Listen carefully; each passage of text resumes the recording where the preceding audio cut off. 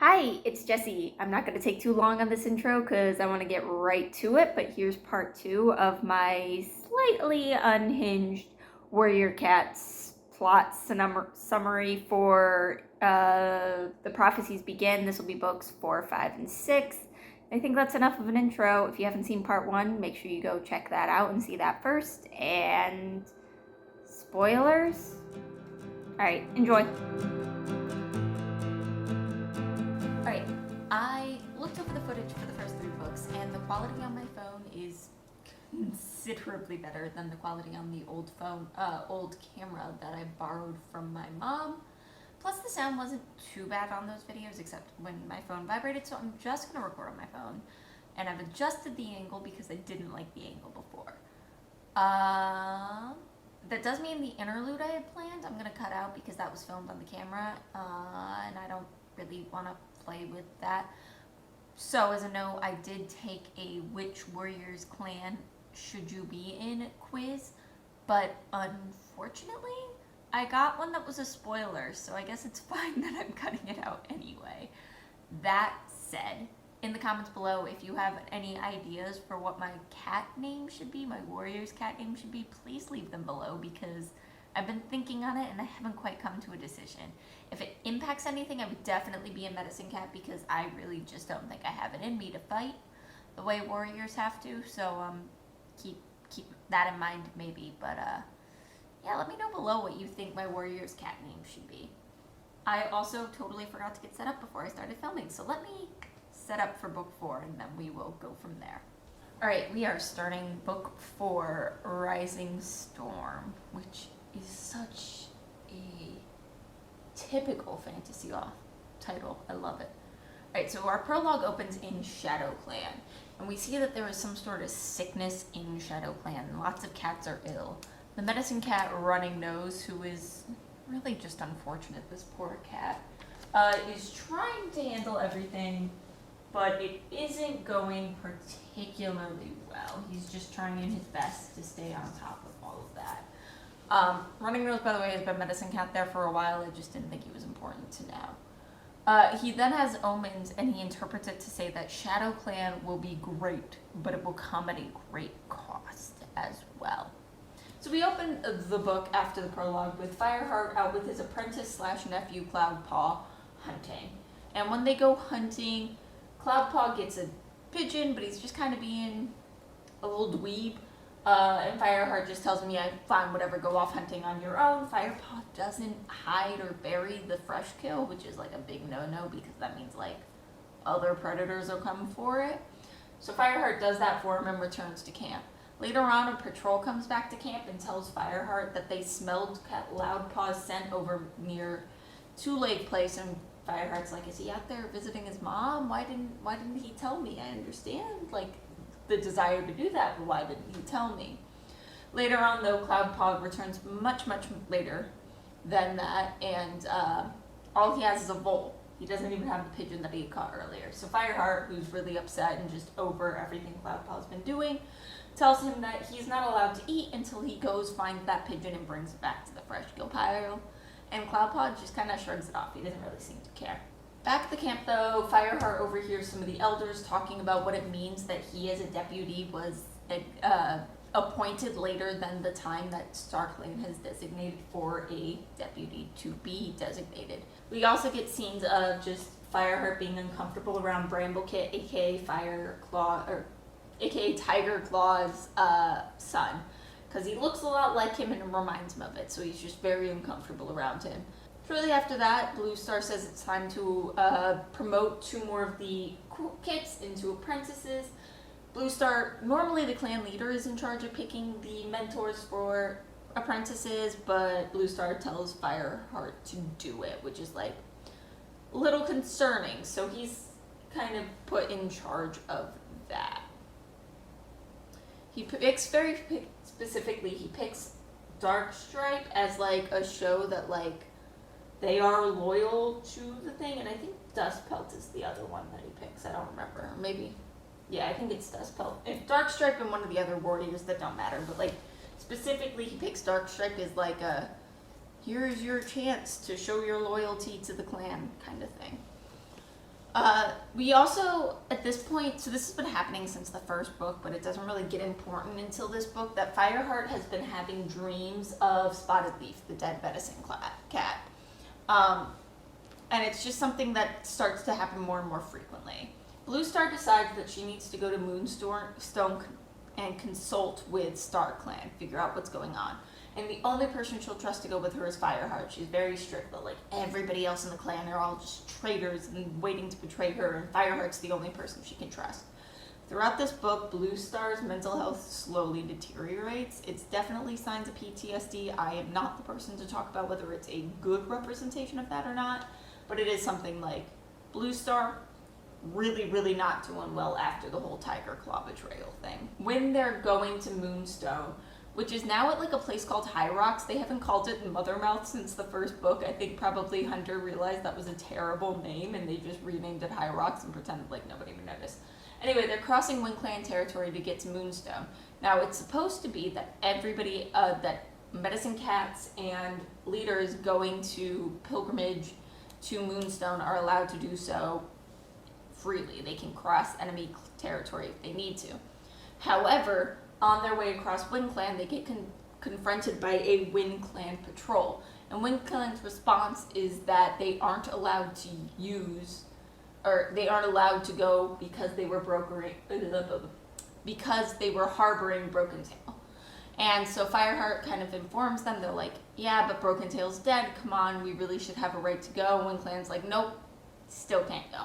So they turn back. The clan, of course, is really like upset when they find out about this. They're like, wow, Wind Clan's not supposed to turn us away. They're already kind of uneasy about things because Blue Star appointed Fireheart late, so it's just bad vibes all around. On top of this, we keep seeing Cloudpaw acting really, really weird. Fireheart's assumption is that he's eating when he's out hunting rather than bringing food back to the clan first. That's kind of the assumption that he's making at this point because it's what fits. He seems well fed, he seems fit, he seems like he's doing well, but nobody ever sees him eating. There's a lackluster at some point where Blue Star announces that Broken Tail is dead, really nothing else good, or nothing else of import. She announces to the rest of the clan that Fireheart is deputy now. Patrol later finds 2 Shadow Clan warriors on the Thunder Clan side of their border in their territory. They bring them back to the camp, and these 2 cats are really sick. Like, they're not doing well. Cinderpelt, formerly Cinderpaw, we were told last book that she needed to make a pilgrimage to Moonstone, and that apparently just happened off-screen between books, and now she's Cinderpelt. Cinderpelt really wants to help them, but Yellowfang said from her time in Shadow Clan, she's familiar with this sickness. It comes through the clan every year. It's from eating carrion. It happens every year. And that they don't know any way to treat it. It usually just decimates the clan. So she's like, they need to go out. We can't help them. And they're just going to make our clan sick. Blue Star ends up agreeing with Yellowfang's assessment on this and deciding that, nah, we can't risk. We can't risk Thunder Clan. So Sandstorm, remember Sandstorm and Fireheart are the ones that end up escorting them to, try to escort them to Shadow Clan, and they're really squirrely about it, and they kind of like, when they get to Thunderpath, they're like, we got it from here, you can go. And Fireheart and Sandstorm decide to circle around and follow them, and they find that there is a secret path under the Thunderpath that they can take, which is a lot safer because you don't have to look out for monsters. And so they come back, they're pretty excited about this. It's like really good for them to know. And Fireheart talks to Blue Star about it, and Blue Star's kind of like weirdly angry about it. She's just like, I don't care about this. Did you cross into their territory? You shouldn't be there. We can't risk provoking an attack. Like, that's the only thing she cares about. And she's like mad at them, and she's like tells Fireheart to just keep it a secret. At the point at which I'm at, this has not come back. This is just a weird drop plotline that there's a tunnel under Thunderpath that Blue Star was weird about them knowing about. So, anyway, she really doesn't trust anyone but Fireheart. That gets really emphasized over again. She's nervous there's going to be another attack. One of the things she tells Fireheart is that she never wants any fewer than 3 warriors in the camp at a time, and that's really hard to do because there aren't a lot of warriors. There's a lot of apprentices that need to be trained, and food is low, so hunting's really important right now. But he has to figure out a way to balance all these things because Blue Star's really just not doing much. Fireheart takes Cloudpaw out to train. At this point, he's getting kind of fat. Like, there's like a lot of comments about like how large his belly is compared to the other clan cats and things like that. After the training, Cloudpaw goes to hunt alone, and Fireheart decides to follow him. And what he finds out is that his apprentice has been going to Two Legs' place, and he's been accepting food from humans as if he were a kitty pet. And this makes Fireheart really distressed because he knows, like, when he became a clan warrior, a clan cat, it was like a big thing about him, like cutting his ties from Two Legs' place, not having those split loyalties. So he goes and talks to Sandstorm about it. They've been getting closer and closer.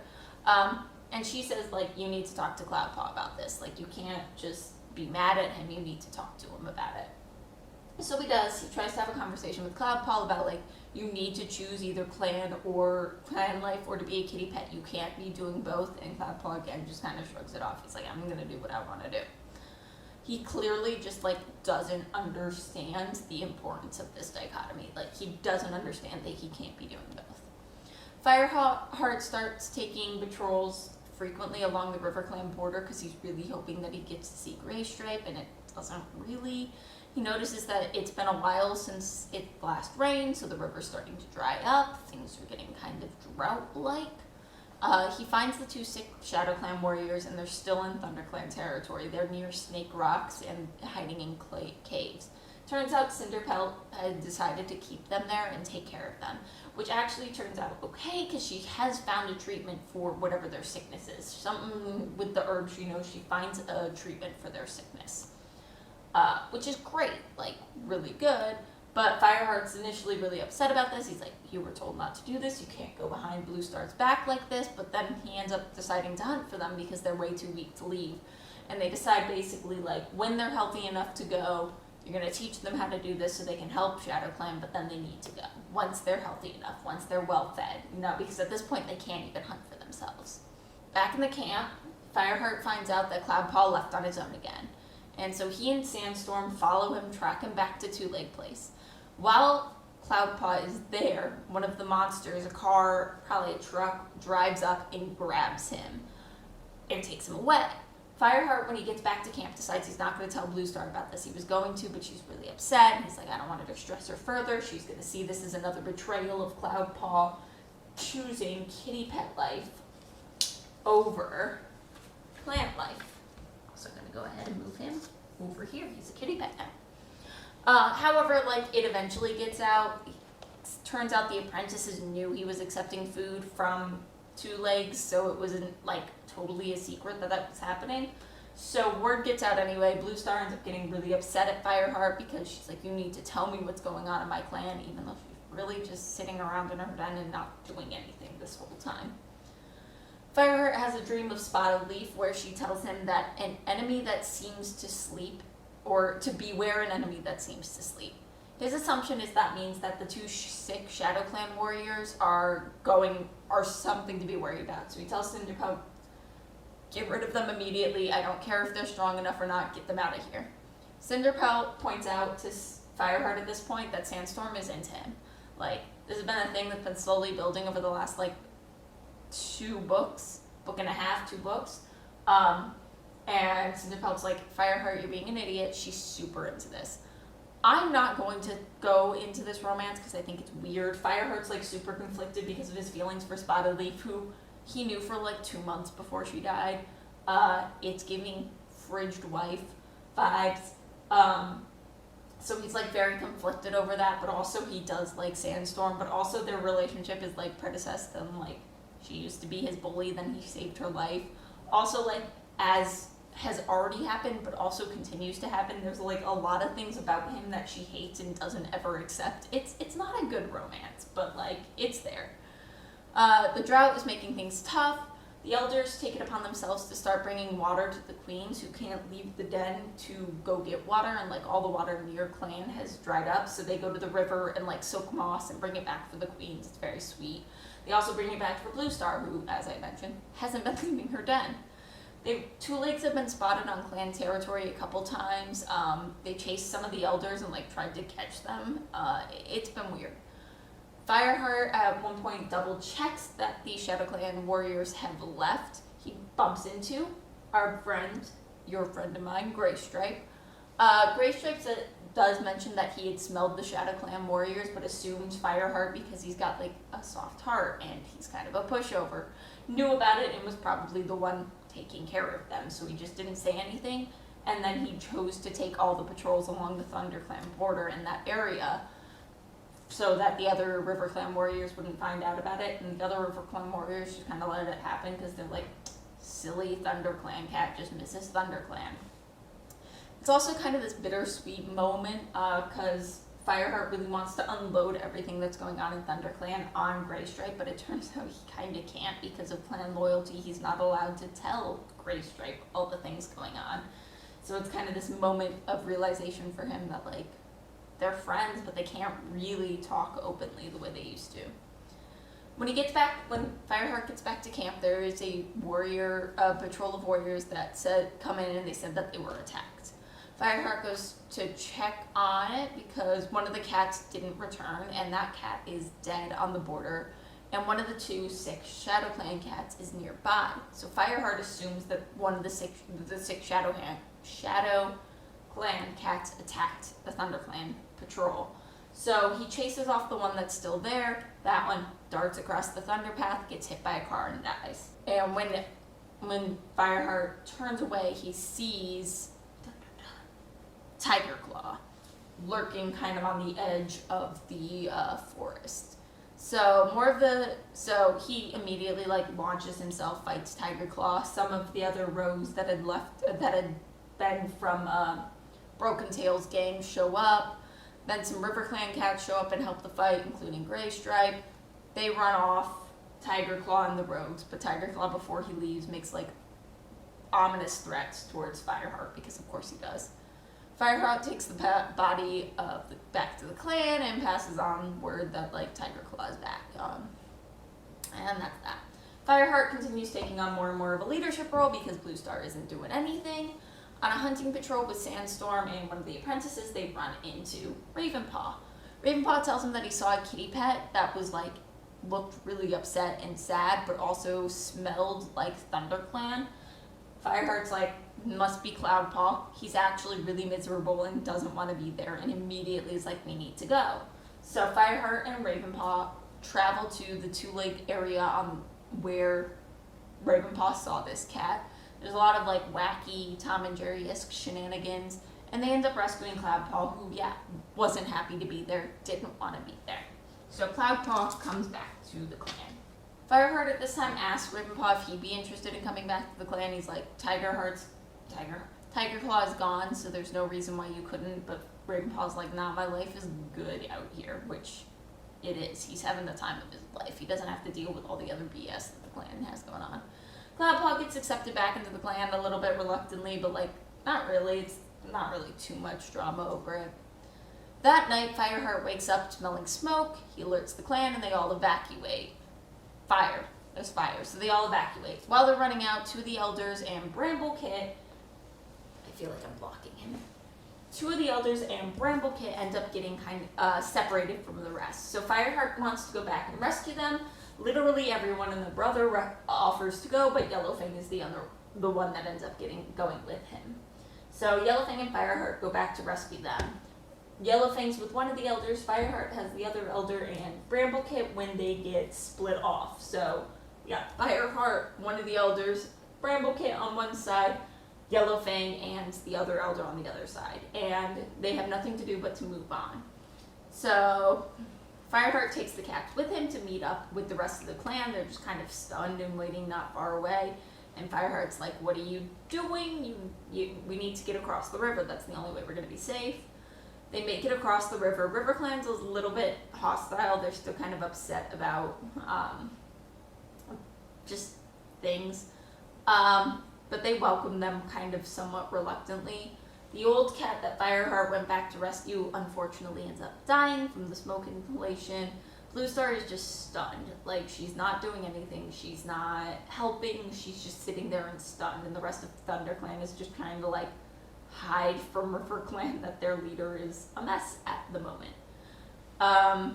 Fireheart ends up leading everything. He gets into a spat with Sandstorm. This happens like several times throughout this book about like how he's supposed to be leading the clan and helping out, but he's reluctant to do it, which doesn't make any sense because he is doing it, and then like she'll get weird about the fact that he is leading. It's a mess.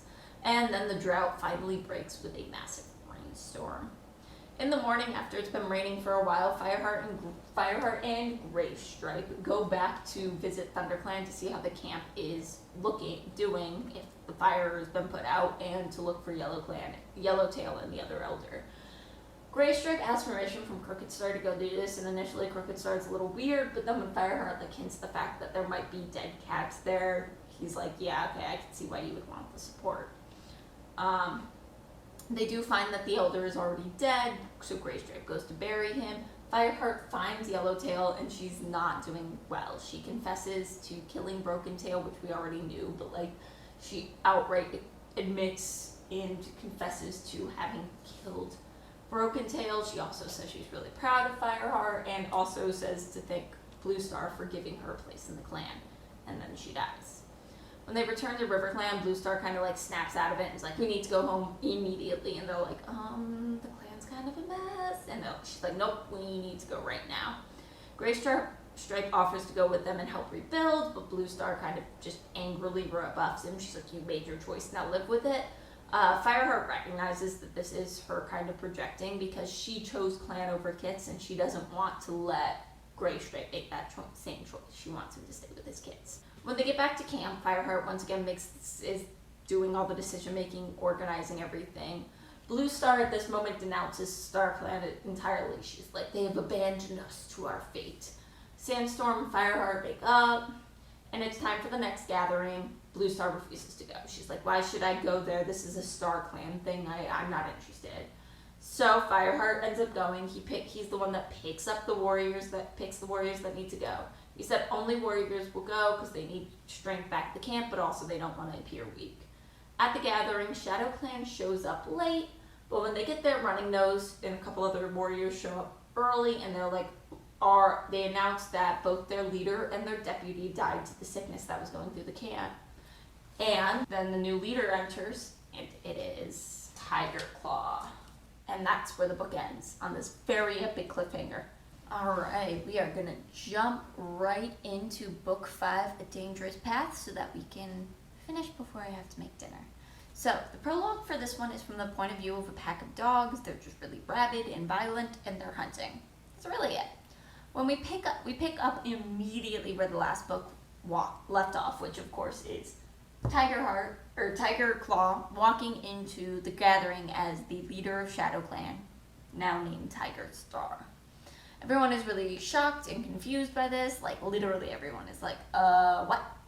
Running Nose explains that he came to help the clan through the sickness, and they really wanted a strong warrior to help lead ShadowClan. It's what they need in this time. There's some point later where he bumps into Fireheart when Fireheart's like escorting Cinderpelt to the Moonrock, to Moonstone. But I'm gonna say it up here that like he tells Fireheart that there was a prophecy from StarClan that prompted them to make the choice. I don't remember the exact verbiage of it, but like StarClan basically was like, yes, this is the man. Also, he explains that the previous leader, the one that I literally never even put up there, never got approval from StarClan. He died from the sickness because he only had 1 life. He never got his 9 lives. Anyway, back at the beginning of the book, at the gathering, Fireheart explains about the deaths in the clan and kind of excuses Blue Star's absence by being like, she got hurt in the fire. She's totally gonna be fine. Don't worry. But like, for right now, she's got to stay home and heal. They return to clan. Fireheart tells Blue Star about Tiger Star's appointment, and she's just like pissed off because like, of course she is. Honestly, I feel like this is on her for keeping things a secret about what happened with the Tiger Star, but like, whatever.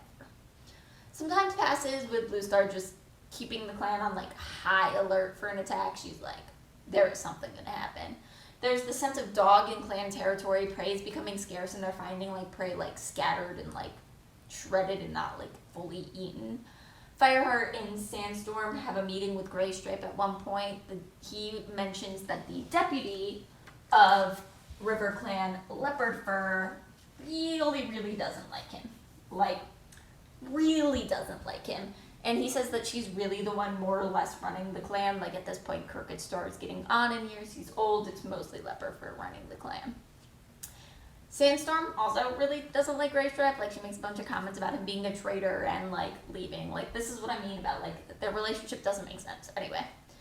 Fireheart thinks that the apprentices, Cloudpaw and the two other apprentices, are ready to be made warriors, so he goes and talks to Blue Star about it, but Blue Star refuses to promote any of them besides Cloudpaw, because she doesn't trust their mentors. Like I said, Darkstripe and I think Dustbelt were their mentors, and she's like, I don't trust them. So Fireheart makes the decision that if the other two aren't going to be promoted, he's not going to promote Cloudpaw either, because, like, it'd be weird. After they return from a hunting trip, Cloudpaw and Fireheart and them, they return from a hunting trip and they see Bramblekit is playing with one of the other kits named Snowkit. And even though Snowkit squeals, Bramblekit doesn't stop. He's a little bit overly aggressive. So Fireheart ends up having a conversation with Golden Flower about the kid's dad, and she says that, like, Fireheart, somebody needs to tell him, especially now that he's not a rogue but rather a clan leader. Somebody needs to tell him, and she thinks Fireheart should do it because Bramblekit looks up to him. And Fireheart's kind of like, I don't know. He also has a conversation with Brackenfur, and Brackenfur is like, when it's time for Snowkit to become an apprentice, I'd really like to mentor him. But he's a little bit worried. He says the kitten doesn't seem quite right, something's not right. But when Fireheart mentions this to Snowkit's mom, Speckletail, put her here because she's his mom, she gets really defensive and, like, doesn't want to even talk about it. But Fireheart ends up going and talking to Cinderpelt about it. He's like, oh, bye, yellow thing, I love you. Okay, so when he goes and mentions this to Cinderpelt, she's like, I don't know, I'll go check on it. Sandstorm and Firepaw continue to get close. They're going on a lot of patrols together. One of the time they're on patrol, they bump into Princess, aka Fireheart's sister, aka Cloudpaw's mom. Sandstorm's kind of awful to her. Like, she wants nothing to do with this kitty pet. And again, really bad romance here. They also see a two-legs driving around in the forest in a monster, so not, like, on the Thunderpath. They're, like, in the forest and clearly looking for something. Later on, they bump into Graystripe along the border, and he mentions that Tiger Star has been spending a lot of time chatting with Leopard Fur. Misty Foot shows up while they're chatting and mentions that Graypool has gone missing. They all decide to split up to look. Fireheart ends up seeing her climbing up to the top of, like, a slope, and she's talking with Tiger Star. She's very confused and thinks that Tiger Star is Oakheart. And so she talks to him about the kits that she had that weren't actually hers. So she reveals that two of the kits from River Clan two of the warriors from River Clan were originally from Thunder Clan. But she realizes who Tiger Star is and stops talking, but he pushes her for more information and she ends up stumbling backwards, falling off the slope and dying. So, rip Graypool. Fireheart tells Mistyfoot about this, but he just says that he makes it sound like Graypool falling was an accident. He leaves Tiger Star out of it completely. When they get back to camp, Bramblekit goes catches a mouse in the camp, and he's really proud of it, but Fireheart's kind of like a jerk about it. Like, this kid just caught his first mouse and just wants Fireheart's approval, and he's just like, whatever.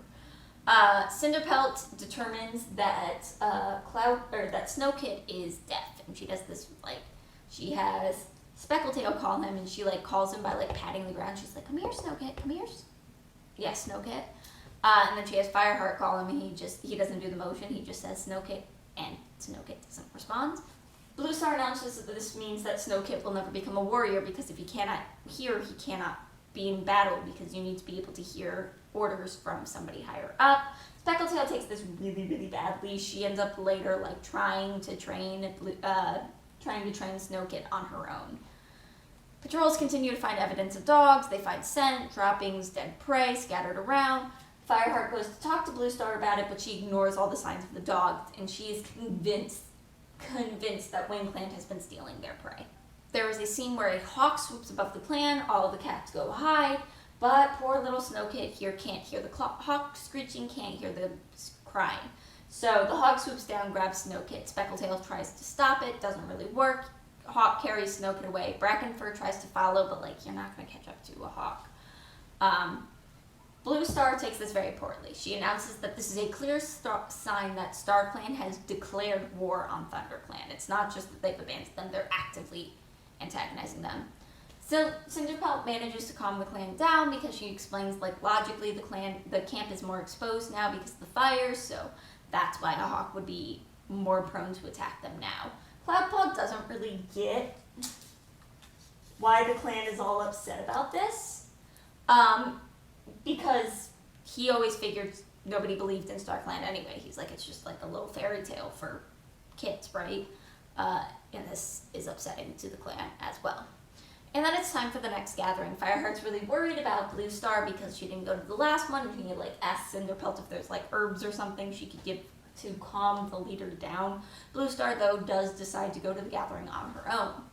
At the gathering, Fireheart meets up with Graystripe and they exchange some more information. Crooked Star has died. StarClan's getting pretty crowded. And now Leopard Fur is the clan leader, Leopard Star. She promoted Stonefur to her deputy, and Stonefur has been pushing Leopard Star to go a little bit later on Graystripe and give him more chance. That's how Graystripe ended up being allowed to go to the gathering. He also passes on that Leopard Star might invade ThunderClan territory. He's like clearly very split up at this, but he's like, I can't just let you all die. So he passes on that Leopard Star is planning on trying to push into ThunderClan territory and maybe take Sunning Rocks away from them. At this point, the leaders call it to order. Leopard Star announces about the changes in their clan. Tiger Star announces some births, promotions in Shadow Clan. Tall Star is about to get up and make his announcement, but Blue Star cuts him off and is like, I accuse Wind Clan of stealing prey from Thunder Clan. Just like very aggressively. It's like, you're stealing from us. Tall Star turns it around on them. He's like, we're missing prey too. How do we know it wasn't you? And Tiger Star just spends the whole time egging on the conflict. So the gathering comes to an end. As they're getting ready to leave, Fireheart overhears Darkstripe talking to Tiger Star about his kids. So he's a little bit like, Darkstripe might still be friends with Tiger Star. Later on, Blue Star summons Fireheart to her den and tells him that she plans on attacking Wind Clan. She's like, we can't allow this to go on. I'm attacking Wind Clan. He's very opposed to the attack. He's like, we can't do this. I don't want to attack them. Star Clan wouldn't approve of this. Blue Star gets like angry and just tells him that if he's not willing to lead the attack herself, he can stay in the camp and she'll lead it. And she starts to feel like he's not loyal to her anymore. In his dreams, Fireheart meets with Spotted Leaf, and Spotted Leaf shows him Windclan, an area of Windclan, and she says that no battle will occur there, no cat blood shall be shed this day, or something along that. So when he wakes up, he's very dedicated to trying to actually end this. And what he decides to do is that he needs to go to talk to Tall Star so that Tall Star and Blue Star can meet and actually work this out off of the battlefield. When he's on his way to leave camp, he overhears Darkstripe sneaking out with Bramblekit and Tawnykit. So the three of them are sneaking out of camp. He follows them and finds them meeting with Tiger Star. So they learn that Tiger Star is their father. But just when Bramblekit asks Tiger Star, why aren't you in our clan? Fireheart reveals himself and is like, so what's going on here? He orders Darkstripe to take the kits back to clan. Kind of has a tense moment with Tiger Star. Tiger Star goes back to Shadow Clan, and then Fireheart continues on to Wind Clan. In Wind Clan, he manages to come across a patrol that has some of the friendly cats because things are kind of iffy between them. Some of the cats hate ThunderClan, some of the cats love ThunderClan because they rescued them that one time, whatever. Tall Star is really weary of this tactic. He's like, I don't know how I feel about this, but he does agree that he will meet with Blue Star if Blue Star is willing to meet with him. He offers to send a warrior into ThunderClan territory to set up the meeting and pretend like it was all his idea, but Fireheart isn't sure that like a Wind Clan warrior crossing ThunderClan territory would be able to make it that far. But then Fireheart has the idea, we have a neutral party right here, Ravenpaw. Ravenpaw's allowed anywhere he wants to go in ThunderClan territory. And honestly, I still hate that he has an apprentice name. So Tallstar sent a warrior to go get Ravenpaw, who will then send a message into ThunderClan to get Bluestar to meet him at Four Trees. When he gets back to ThunderClan, Fireheart tells Whitestorm about his plan. Now, Whitestorm is this elderly cat. He's another warrior. He's been around for a while. And Fireheart's kind of been going to him for advice the whole time he's been deputy.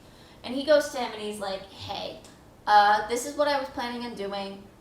What do you think? And he's like, well, you really, really shouldn't have gone behind the clan leader's back, but I understand why you did it. So let's see what we can do to make this meeting happen. So they go tell all the other warriors, and it gets very mixed reviews. Generally the same ideas that Whitestorm expressed. Shouldn't have gone behind the leader's back, but also this is not a good battle to fight. Some of the important ones, Sandstorm, really take that Fireheart did this, but agrees to follow. Longtail very explicitly decides that he'll stay back in the camp. He doesn't want to go in whatever this message is. The queens in particular, so Speckletail, Goldenflower, seem really supportive. Well, not so much Speckletail right now.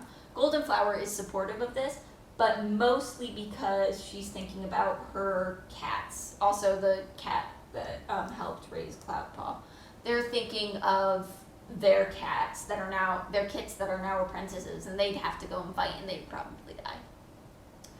Ravenpaw shows up, he gives his message to Bluestar. She takes a little bit of convincing, but agrees to go meet Tallstar in Four Trees.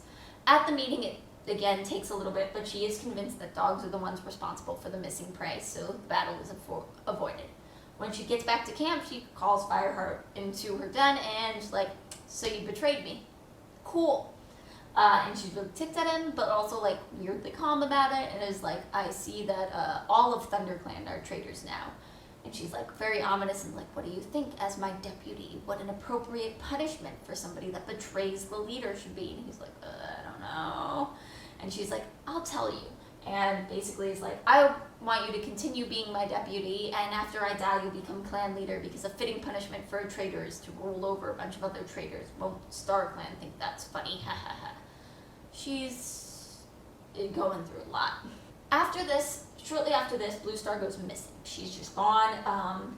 Whitestorm had kind of been keeping an eye on her, but like, she's gone. And he's like gonna send patrols out to look for her, and Whitestorm's like, she's an adult. She is not a child. Like, stop treating her like a kitten. She's an adult. She comes back about a day later, and she says that she went to Moonstone, and Fireheart's like, you went to go talk to Star Clan? Maybe they can explain what's going on. And she's like, no, I went to challenge them. So like, things not so great.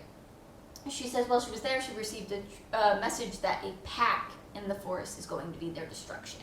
Cinderpelt's pretty shocked by this premonition, because she's also been having dreams of a amorphous thing howling and yelling the phrase, pack, pack, kill, kill.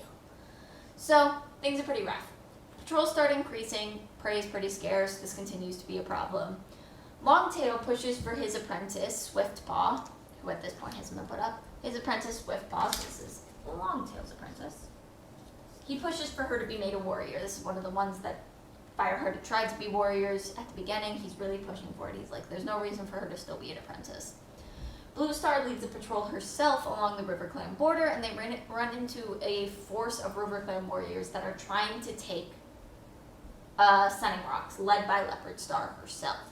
The two clans get into a fight. Fireheart sends Swiftpaw back to the clan to get more warriors to help them out. During the battle, Mistyfoot and Stonefur end up facing off against Bluestar, and she just refuses to fight them. Fireheart comes across them and reveals to them that Bluestar is their mother, so they can't kill her. They're very shocked by this, but mostly they're angry. The implication is that they're mad because Bluestar abandoned them. So they're just really angry, but they do call off the attack. While this is going on, Leopardstar lunges to attack Fireheart, but Graystripe warns him. And Leopardstar says he needs to prove his loyalty to RiverClan by fighting Fireheart, and when he refuses, he is banished from RiverClan. There's a little tension about whether or not he'll be accepted by ThunderClan, but Bluestar says she takes him back because he'll just be one more traitor in a clan full of traitors. So, welcome back to ThunderClan Graystripe. When they get back to the clan, Fireheart and Bluestar once again discuss promoting the apprentices. She says the only one she will she actually brings up the idea of promoting him because she wants to promote Cloudpaw, in part because of his performance in the battle, but really the real reason she wants to promote him is because he doesn't believe in StarClan. She's like, I don't want to promote any of those cats that are going to bow to the whims of StarClan. She's like, I want to promote Cloudpaw. Fireheart really pushes for Swiftpaw in particular, the other apprentice too, but Swiftpaw in particular to be promoted, but Blue Star says all she did in the battle was send a message, which isn't even true, like she came back and fought too, but she refuses. But despite everything Fireheart tries to say, Blue Star decides to promote Cloudpaw. So Cloudpaw gets promoted and he becomes Cloudtail. I am like out of room for my warriors up here. Sorry, Dustpaw. Sorry, Dust. Help. Alright. The warriors are really hesitant to welcome him. The first one that actually ends up greeting him is Brindleface, which is the queen that helped nurse him. So Brindleface is the first one to welcome him. The other apprentices are definitely clearly bitter that he got promoted and they didn't. A couple of the apprentices decide to go out on their own and hunt the dogs so that they can prove that they deserve to be warriors. So one of them is Brightpaw, who is friends with Cloudtail, actually might even be a little more than friends with Cloudpaw. Brightpaw and Swiftpaw and one of the other apprentices go out to try to prove that they deserve to be warriors. When Fireheart tracks them down, Swiftpaw is dead. And Brightpaw has been very horribly injured. They get her back, Cloudtail, Fireheart, and them get her back. She goes to stay with Cinderpelt. While it's unclear if she's going to survive, Fireheart challenges Blue Star and is like, she deserves to be a warrior for this, doesn't she? And Blue Star reveals that there is a way to promote an apprentice to warrior when they're about to die is like a sign of like what they're supposed to be becoming. And she, God, I hate this part. She renames Brightpaw Lost Face, and she gets a whole new picture because I didn't want to put this up until like what happened to her was revealed. And so she gets promoted to a warrior, a Lost Face.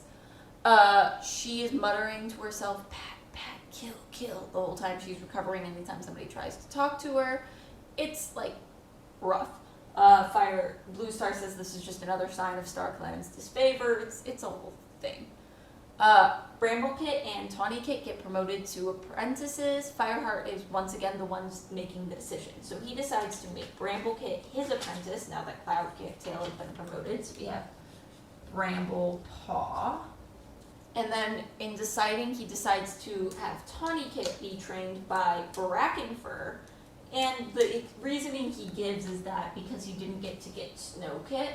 But the other thing, because Sandstorm's pretty pissed at being passed over for becoming a mentor.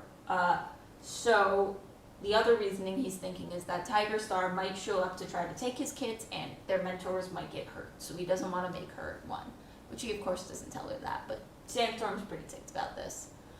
While they're going around showing the border to the Brackenfur and Fireheart, taking the two new apprentices to show them the border of the clan, Brackenpaw once again asks about Tiger Star, asks about his father. So Fireheart reveals to him kind of an abbreviated version of everything Tiger Star did. Doesn't tell him all the details, but does tell him that Tiger Star betrayed the clan.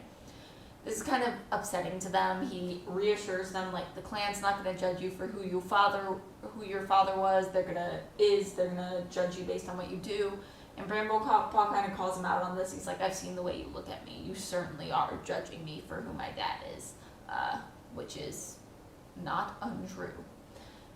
At the next gathering, Tiger Star demands his kits. He says he makes allusions to the fact that ThunderClan has had no problem giving up kits before, so why wouldn't they now? And Blue Star basically puts him off and says, I'll talk to you about it at the next gathering. Later on, Longtail goes to Fireheart and reports that he scented Tiger Clan near Snake Rocks. Fireheart immediately is like, I don't trust you, you were one of his friends, but when he talks to Cinderpelt about it, Cinderpelt's like, you should really hear him out. Longtail then explains that he scented Tiger Star, tracked the scent, and saw Tiger Star feeding rabbits to dogs that are hiding in the caves at Snake Rock. Fireheart and Sandstorm they then plan on going down and dealing with these dogs, and they think it's going to be bad. Longtail like emphasizes these big dogs, they look mean, so this is now they're going to deal with this confrontation. When he's picking his team, he of course picks some of his like favorites like Gray Stripe and Sandstorm. And when Fireheart tells Sandstorm that he wants her at her side, they make up and they confess that they love each other. It's disgusting. At dawn, they go to check on the dogs. When they get to the dogs, they see near their den there's a dead rabbit, and it has Tiger Star's scent on it.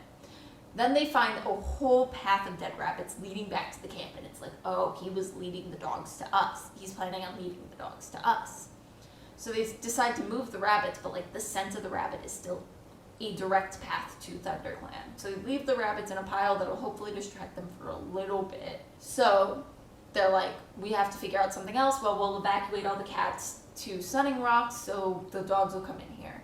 When they get to the clan, Brindleface's body is left in front of the clan, and Fireheart's like, oh, he wants the dogs to get a taste for cat.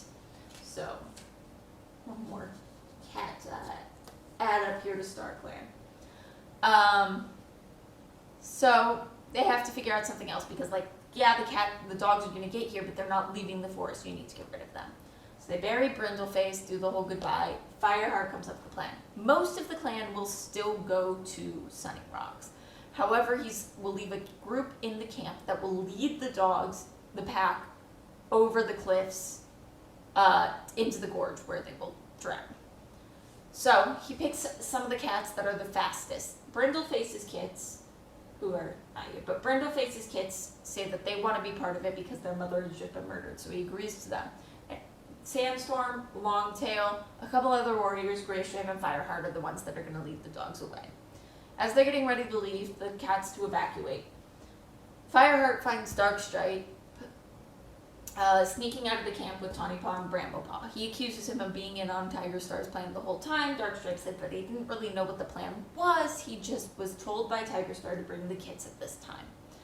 He gets sent back to the cat with cats to watch. All three of them, specifically Bracken Fur, is put in charge of watching Darkstripe, and then the other cats are put in charge of watching princesses, but they're sent back.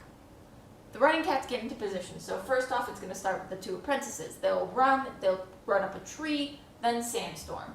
Then she'll go meet Longtail, he runs, then a couple other more, then Greystripe. Greystripe runs up a tree. Fireheart takes the last leg. But when he's setting up, he realizes there won't be a tree for him to climb. He'll have to either trick them over the gorge or just go over the gorge himself with them. It takes a little while. Fireheart starts getting nervous, but then Greystripe appears, jolts up the tree. Here come the dogs. As he starts running, and it's like, wow, is he going to make it? Very tense. Tiger Star shows up and tackles Fireheart and just holds him to the ground until the dogs are almost there. Then he gets off and jolts away. So the dogs are about to get to Fireheart. And when Fireheart's like lying there on the ground, can't do anything, he can't get up in time to avoid them, Blue Star barrels out of nowhere, tackles the lead dog over the gorge. The lead dog grabs Blue Star and pulls her down with him. A couple of the other dogs fall over, the rest of the dogs scatter. Fireheart gets up. He goes, looks over the gorge. He looks, tries to find what's going on. He sees the lead dog being dragged down the river. He sees a couple of the other dogs. He sees Blue Star's head bob above the water, and she's clearly struggling trying to swim, so he jumps in after her. He gets a hold of her, but they're both being swept down the river, and he's really struggling to get her to shore when Stonefur and Mistyfoot show up and help drag them out of the water. Blue Star, not doing so hot. She's on her last life. They're really worried. Fireheart convinces Mistyfoot and Stonefur to forgive Blue Star for leaving them, and they do. Just as she's dying, she names Fireheart as her official successor, tells him that the clan's in his hands now, and then she dies. So Fireheart is our new leader, and that's where book 5 ends. Okay. It's been like a week and a half since I filmed the last part of this, and I could have gotten changed into the hoodie I've been wearing. But I decided screw continuity. I'm filming on a different phone too, so who knows how this is going to look. But on the plus side, it means I can give Tiger Star a real label now. Oh, he's a little But with that, let's just jump straight into book 6, The Darkest Hour. Book starts out with a mysterious cat, a cat traveling, and we very quickly find out that it's Tiger Star, and he's going to visit a cat named Scourge. I'm gonna put Scourge over here. He's not in Shadow Clan. I just want him over there, and you know what? I'm just gonna put Bone. Bones is the cat leading Tiger Star to Scourge. I'm just gonna put him up there next to him to make things easy. So they're traveling. He goes to see this cat named Scourge, and the prologue ends with him offering a deal that we don't really get to see what it is. It cuts after that. So from there, we have Firestar, Mistyfoot, and Stone for taking Blue Star's body back to ThunderClan. And Firestar gives them permission to, like, say their goodbyes to their mother because she's, you know, their mother. So he gives them that permission. ThunderClan warriors return, and they learn from Firestar, kind of recaps what happened. It's a very convenient recap in the story for the end of the book. They go to share tongues with Blue Star in her den, you know, say goodbye, and are really shocked and angry to see the RiverClan warriors there because Firestar didn't get a chance to warn them. To avoid conflict, Firestar ends up telling them about their history, that Mistyfoot and Stonefur are Blue Star's kids. And this really doesn't help the situation much. They're still pretty angry about it. You know, it's a pretty shocking thing to find out about Blue Star. But they let them go back to the camp. This is also, we get a reconfirmation that Brackenfur is supposed to be watching Darkstripe. Or maybe this is when officially he's asked to do it. I don't really remember. But Brackenfur is keeping an eye on Darkstripe. After the vigil for Blue Star, so remember, cats have to do a vigil. After that vigil, in which Firestar falls asleep, and Cinderpelt's just like, shh, it's okay, I was the only one that saw it, it's fine. Cinderpelt tells Firestar that it's time for him to go to High Rocks to get his blessing from StarClan. And the big part of this, he's not allowed to eat beforehand. He's not even allowed to take the traveling herbs. He's very hungry. They meet a WindClan patrol on their way across, so he tells WindClan, you know, this is what happened, by the way, about Blue Star's death. So once they get to Moonstone, Firestar meets with StarClan, and they start giving him the gifts of his life. So clan leaders get 9 lives as given to them from StarClan. So here's where I give you the rundown of those. The first life is Lionheart. Oh, geez, now I'm going to figure out where all these cats are. Lionheart gives him a life of courage. Redtail gives him a life for justice. Silverstream gives him a life of loyalty. Running Wind, who I never put up here because I didn't think he'd be important at all. It's a dead WindClan cat that Tiger Star killed. Running Wind gives him a life of tireless energy. Brindleface, where's she at? Brindleface gives him a life of protection. This is around the point that I started getting kind of tired of this whole thing in the books. Swiftpaw gives him a life of mentoring. Yellowfang gives him a life of compassion. Spotted Leaf gives him a life of love. And finally, Blue Star gives him a life of nobility, certainty, and faith, which is where I realized that Aaron Hunter was like, these are the 11 things I want Firestar to get. There's only 9 lives. Screw it, just let Blue Star give them all 3.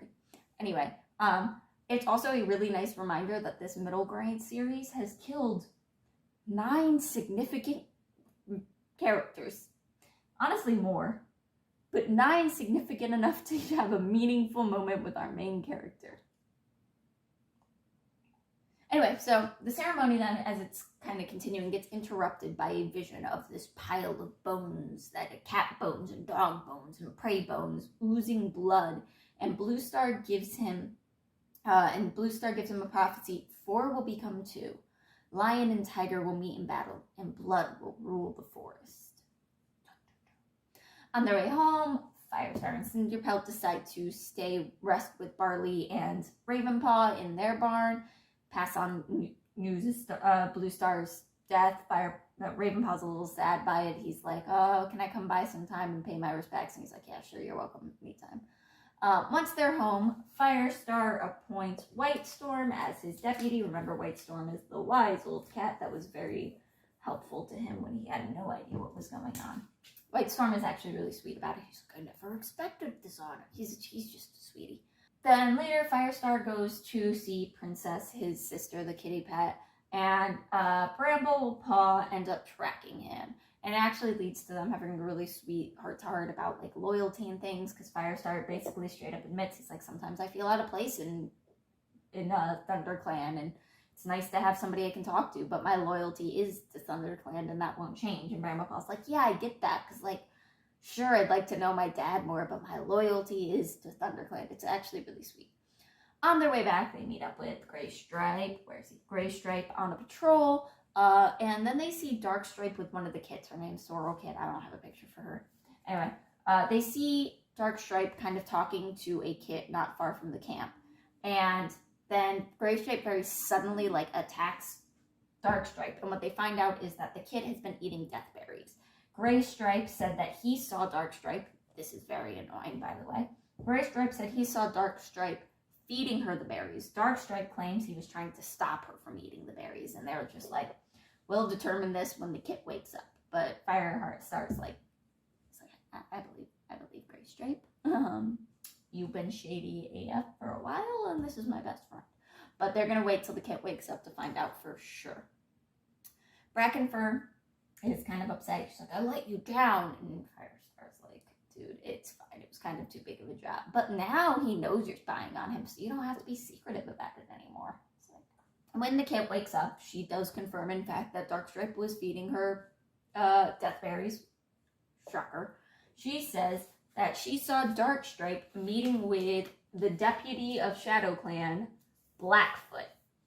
And after she saw her see him, that's why he fed her the death berries.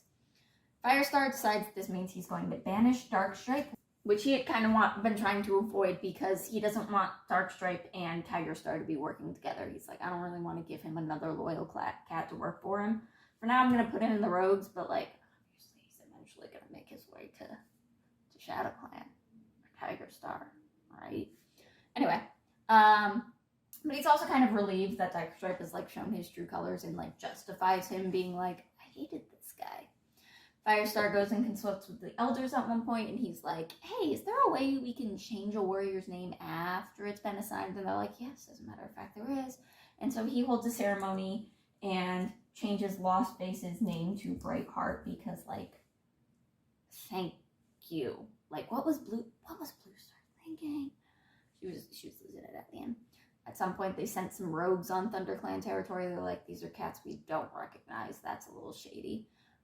Leading up to the next gathering, Mistyfoot and Firestar kind of bump into each other. Mistyfoot's like, hey, Tigerstar has been visiting RiverClan territory, like, a lot. And that's a little shady. We knew he had already kind of been doing something with Leopardstar, so we're like, I don't know about that. So Firestar is like, I don't really like that he's getting cozy. At the next gathering, I'm going to tell all the clans about all of his history because I think, like, they deserve to know. But Tigerstar gets to talk first when they come to the next gathering, and he reveals that ShadowClan and RiverClan had bonded together into one clan known as TigerClan. And TigerClan is one of the two legendary, like, historical clans. There used to be TigerClan and Lion Clan, so it's a little arrogant. Also, he just happens to be tigers. It's very arrogant to be like, we are TigerClan. And he asks WindClan and ThunderClan to join, and they're like, Tallstar and Firestar are like, yeah, nope, not gonna happen. Firestar goes to tell the clans about Tigerstar's history, but when he goes to do that, a bolt of lightning suddenly strikes and it starts downpouring, and all the clans are like, well, this is a sign from StarClan that the gathering is at a close, so he doesn't get a chance to do it. There's some general middle of the book stuff, which is just like random cat things happening. Cloudtail has been training Brightheart to be able to fight despite her injuries. Firestar at one point is out on like a hunting patrol or something, and he looks at himself in a pool of water and sees him with the vision of a lion's mane around his head. And Spotted Leaf appears to him and says, learn what you must be. Tawny Paw is starting to get more and more frustrated with how the clan is treating her, knowing who her father is. Like, she'll be cleaning out the Elder's Den, and she'll do something incorrectly, and they'll be like, what else would you expect from Tiger Star's daughter? So she's having a rough time. Bramblepaw, handling it a little better. Tawny Paw, not so well. Graystripe gets really worried about his kits being in the joint Tiger clan. He's like, I don't want Tiger Star anywhere near my children. So he convinces Firestar that they should take a patrol and just check things out. Luckily, Ravenpaw happens to be visiting so that he can pay his respects at Blue Star's grave. And so the three friends sneak into RiverClan, or to the RiverClan territory where Tiger Clan is now, together to see what's going on. They follow a stream, and like the smell, they're getting this like awful rotting smell, and so they follow the stream to it, and they find Tiger Star sitting on a pile of bones with cats from both clans and just like a lot of rotting dead clogging up the stream. It's real gross. Firestar at first is like real worried because of that vision from the beginning, but then he's like, those are just prey bones. There's no blood seeping from it. I think we're okay. Firestar calls for the prisoners to be brought out, and it turns out he's been keeping any of the half clan cats prisoners. So Stomper, we're just gonna vote for Stonefur down here because he's not Leopard Star's deputy anymore because he's a half clan cat, and he has Stonefur and Graystripe's two kits brought out, who are now apprentices. They were promoted to apprentices at some point. He brings them out, and he demands that Stonefur fight the two apprentices. And Stonefur, of course, is like, I'm not gonna do that. So Darkstripe shows up, and Tiger Star says, Darkstripe, in order to prove your loyalty to the clan, kill this half-clan cat that doesn't deserve to be in our clan. And they fight, and Stonefur, despite being like sick and starving, manages to hold Darkstripe off long enough that Tiger Star gets kind of sick of the game and sends Blackfoot in, and Blackfoot kills Stonefur. So Stonefur joining Star Clan up here. Tiger Star ends the meeting very shortly after that. He's like, go about your business or whatever, and all the clans leave the area. The apprentices get sent back to the prison, so Graystripe, Firestar, and Ravenpaw follow them and find where they're being kept. And when they find where they're being kept, the Ravenpaw leads the guard away so that Firestar and Graystripe can sneak in and get them out, and they do. They sneak in, they get the two apprentices and Mistyfoot out. Mistyfoot's not doing so hot. I'm just gonna slide her over here because she's not really technically part of ThunderClan, but she's definitely not part of Tiger Clan. On their way back to ThunderClan, the Tiger Clan cats start chasing them. They notice a patrol comes up. Anyway, they notice that prisoners are out and start chasing them. There's like a really tense scene of them like trying to get over the river, and a ThunderClan patrol shows up that kind of manages to scare off all the Tiger Clan cats that were watching them. When they get back to camp, Tawny Paw is gone. And nobody really knows where she went. They follow her scent, and it's just very clear that she left of her own volition. She left to go join her dad. So we're just going to casually move her over here to the Tiger Clan side of the wall. A Wing Clan cat arrives at some point after that and tells them that they are under attack by Tiger Clan. So Firestar quickly puts together a patrol to go to Tiger Clan to go to Wing Clan and help them. Tiger Clan cats run, but they just don't make it in time. They're too late to help with the fight. Tiger Clan cats have already retreated, but they've left Wing Clan in pretty rough shape. They send some cats to patrol and chase them off, make sure they're off the territory. And Telstar and Firestar are like, this isn't going to work. They're more powerful than us. We need to have a meeting with Tiger Star and figure this out. And they're like pretty clear that this is going to be like not go really well. So there's like this really like tender moment where they're like getting ready to go, and Firestar goes to talk to Sandstorm, who I've not really talked about at all this book, and he's like, would you like to spend the night in my den? It's like, ooh. Anyway, I felt like that was relevant.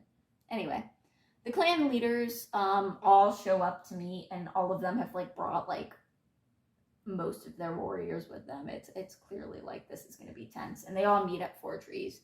Tiger Star once again makes a plea, like, all of you should join Tiger Clan, and they say no again. They see Tawny Paw now confirming that she goes to join Tiger Clan. Tiger Star offers Bramblepaw the same thing, and Bramblepaw gives like a really passionate speech about how he's loyal to Thunder Clan and doesn't want to do that. It's a little bit stupid given the circumstances, but he's like, I refuse. And then some strange cats show up and surround 4 trees. And this is when Tiger Star introduces Scourge and introduces him as the leader of Blood Clan. And Bone is basically his deputy. So we got Blood Clan. And these are a clan of cats that like live in Two Lake Place. And they're just not doing too well. They like live off of trash and stuff. Poor things. They're also really violent. Like a lot of them are like, they wear kitty pet collars, but they're shredded and got like claws and teeth and stuff studding them. And they're not great cats. He orders the Blood Clan cats to attack, and they don't. And Scourge is like, I am the one that commands my clan, not you. This is when Firestar takes the opportunity to reveal everything about Tiger Star, basically being like, he's a traitor, and you can't trust him, and all of that. And Scourge notes this, and he's like, well, I'm not going to fight it for you because I don't trust you. And Tiger Star is like, I command you. And Scourge is like, how about no? And attacks Tiger Star. And he has dog teeth attached to his claws. It's creepy. And the attack is like so fierce. Sorry, Tiger Star attacked Scourge, and Scourge retaliated. I want to make it clear that Scourge is not the one at fault here. Anyway, Scourge's blow was so deadly it kills all 9 of Tiger Star's lives at once. And it's this really brutal scene where he's just like dying over and over and over again. These books are pretty violent. Anyway, the clans are like, well, that's it. Blood Clan's gonna leave now. And Scourge is like, no, I want to live here now. So y'all are gonna have to leave. And he gives Firestar, and Tall Star 3 days to decide if they will leave or if he will make them leave. The clan leaders decide they have to fight. They're like, we can't leave this. This is our home. We're not leaving. So they all start preparing for battle pretty quickly. Bramblepaw and Firestar also both have these moments where they like process their grief for Tiger Star dying. Oh, I should move him. You know, Firestar kind of has this complex feeling of like, I never liked him. He was bad, but also I feel bad that he's dead. It's pretty deep. Ravenpaw and Barley come to help because it turns out Barley used to be a member of Blood Clan, and he's like, they're bad news for everyone. He talks about like how they're just like really bad, and they're basically a gang. Like, you don't have any choice. You either join them or they kill you. And he's like, these guys would be bad for the forest. I want them as far away from me as possible. So I'm going to help. And Ravenpaw's going to help because he loves his friends. He also makes this comment to Firestar about how like Blood Clan doesn't believe in Star Clan. And to some ways that like makes them freer. They aren't like restricted by the warrior code, but it's also their greatest weakness. But that's like all he'll say about it. And Firestar's like, what's that mean? Firestar has a dream at one point, and Blue Star makes this comment that like Star Clan doesn't command the forest or doesn't control the forest, but they care for all of the cats in it. It's kind of a weird moment. Firestar, Bramblepaw, and a couple of the others travel to River Clan to ask if they're gonna join in the fight against Shadow Clan. I guess this is officially. I think Tiger Clan's kind of officially. I'll leave it up for now. Because there are still Shadow Clan. Actually, Shadow Clan is still living in River Clan territory because Blood Clan is living in Shadow Clan territory, so I'm just going to leave them as Tiger Clan for now.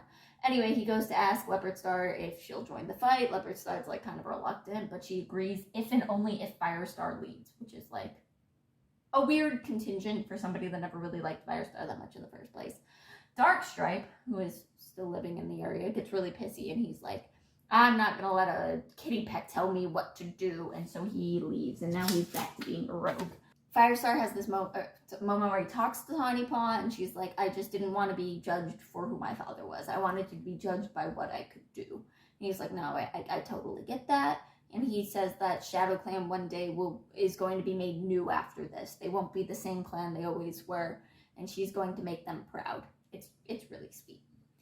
And then we're kind of to the last preparations for the battle. This is kind of this really like dark section where Firestar just is thinking about like how death is going to come to the clan, and it's super heavy. It's a lot of like second guessing about like, is this really the right choice for my clan? And how can I really ask these cats to kill for me? And worse, many of them are going to die. It's pretty tense.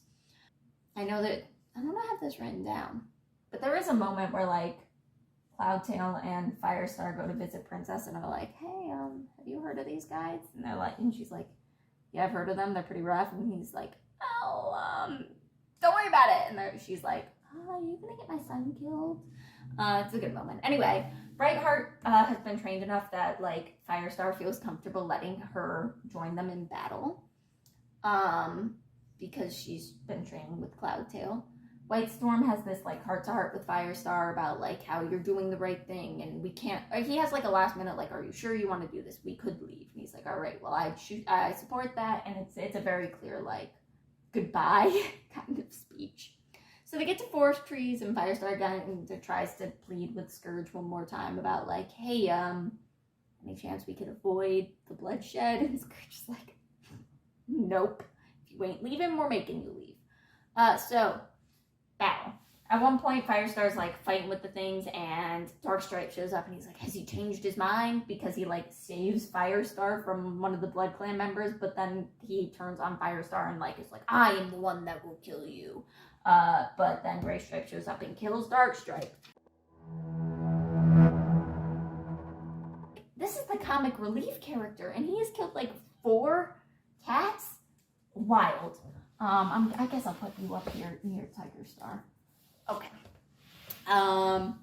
Whitestorm gets killed by Bone, the deputy of Blood Clan. And before he goes, he makes like a comment of like, and now you can make Graystripe your deputy as Star Clan always intended, which is kind of a weird comment to make if I'm being real.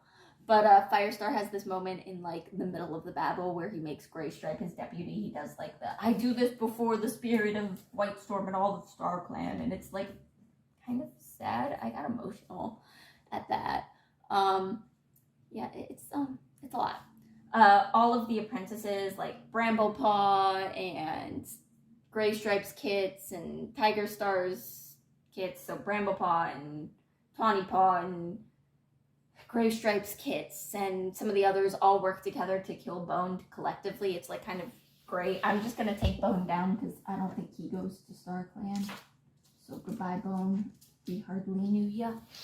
Scourge is like in the process of fighting a Wind Clan cat, and Firestar shows up and tries to kill Scourge, and Scourge kills him. Firestar dies.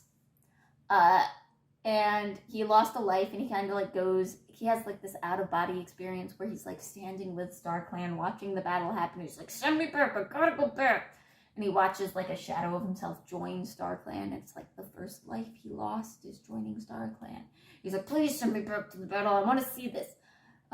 And he's told, probably by Blue Star, but maybe by Spotted Leaf, I think it's by Blue Star, he's told there have always been 5 clans in the forest, and there always will be, or something along that line. And then he revives and he rejoins the battle. And meanwhile, Scourge is distracted fighting Cloudtail, and Firestar surprises him and very quickly kills him because he's like, you're dead, and wasn't expecting him. And this is like the moment where Firestar is like, that's the strength that Star Clan gives us, or something like that. So Scourge is dead. Leopardstar thanks Firestar for his help driving them out. She appoints Mistyfoot as her deputy. They're officially back to being River Clan and Shadow Clan separately. So Leopardstar appoints Mistyfoot to be her new deputy. Graystripe's kits decide they're going to return to River Clan to be apprentices. That's where they feel like they've been raised, which is fair. Blackfoot announces that as Tiger Star's deputy, he's going to become the new leader of Shadow Clan, so he will be becoming Black Star. Tallstar and the Wind Clan cats chase the last of the Blood Clan cats out of the forest, and this is kind of where things start winding down. And there's this moment where Firestar looks around at the people around him. He sees Graystripe and Sandstorm and Bramblepaw, and he realizes that he's not so alone after all, and that fire did save the clan. And that's the end. All right, so quick review of the series for my thoughts overall. I'll try to keep this short because this is a long video already. So for the series as a whole, it came out to a 3.55 if you want a number to put on it out of 5. Just to quickly go over each individual book, it was a 3.08 for book 1, 3.03 for book 2, 3.33 for book 3, book 4 was a 3.6, book 5 also 3.6, and book 4 4.08. If you're interested in my breakdown by category, it was characters 7, plot 7, setting 6, general appeal 8, writing style 7, originality 7, and ending 9. So, with that in mind, let me quickly talk about my overall thoughts on this series. I was surprised by how much I was genuinely enjoying reading this. Now, it's unclear to me. I think there's 2 main contributing factors to this that are really outside the book itself. One, there is nostalgia there. There's a lot of fun for me trying to remember what I remember from the books before or where those things fit in. And strangely enough, I was often very wrong about this. Then again, I read these books in middle school and it has been a while. So that's one thing that really contributed to it. The other thing, which if you were paying any attention to my live tweeting, which I think was like one person, so it's probably not you. The narrator for these was fantastic. McLeod Andrews did a wonderful job. He committed 110% to this. Like, there were cool voices. He did cat noises.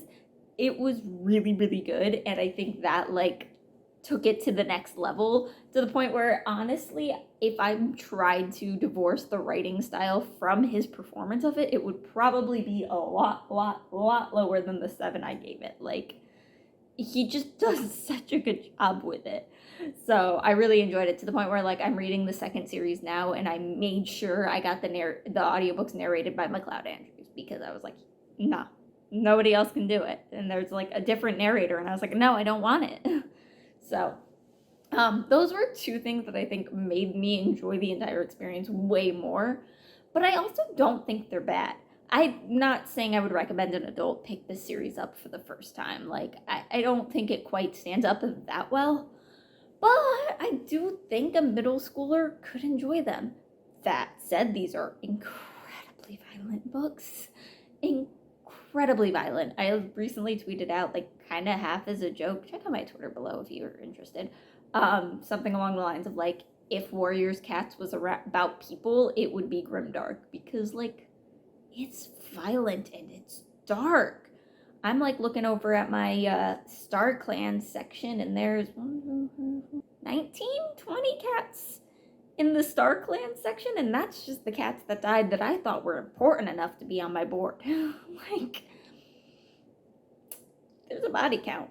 So it is definitely violent, and it's not just that lots of cats die, but, like, the way it's talked about and dwelt on. There's, like, a scene in the last book where it talks about the last breath leaving his body, and it's like, oh, okay.